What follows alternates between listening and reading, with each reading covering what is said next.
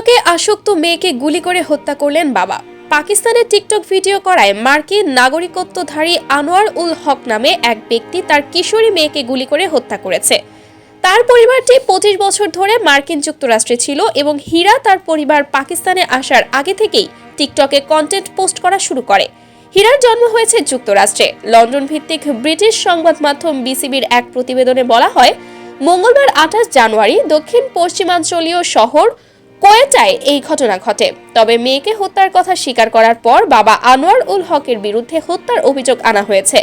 তিনি প্রাথমিকভাবে তদন্তকারীদের বলেছিলেন যে গুলি অন্য কেউ করেছে। প্রতিবেদনে বলা হয়, সম্প্রতি যুক্তরাষ্ট্র থেকে পাকিস্তানে পরিবার নিয়ে স্থানান্তরিত হন আনোয়ার। তার মেয়ের পোস্টগুলো তার কাছে আপত্তিকর বলে মনে হয়েছে জানিয়ে মার্কিন নাগরিকত্বধারী ওই বাবা জানান, তিনি তার মেয়ে হীরা টিকটক করা পছন্দ করতেন না।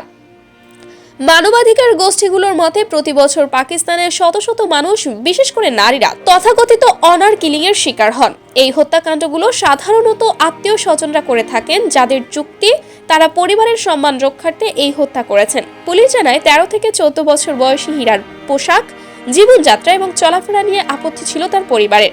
এই হত্যাকাণ্ডের ঘটনায় তারা সকল দিক বিবেচনা করে তদন্ত করছেন, যার মধ্যে অনার কিলিং অর্থাৎ সম্মান রক্ষার্থে হত্যার সম্ভাবনাও রয়েছে, যা পাকিস্তানের স্বাভাবিক ঘটনা। তদন্তকারীরা বিসিবিকে জানান, হীরার ফোন তাদের হাতে এসেছে, তবে সেটি লক করা। হত্যার সাথে জড়িত থাকার অভিযোগে তার বাবার শ্যালককেও গ্রেফতার করা হয়েছে। যদি এটি অনার কিলিং হত্যাকাণ্ড বলে প্রমাণিত হয় এবং তারা দোষী সাব্যস্ত হয়, তাহলে তাদের যাবজ্জীবন কারাদণ্ড হতে পারে বলে জানিয়েছে পুলিশ।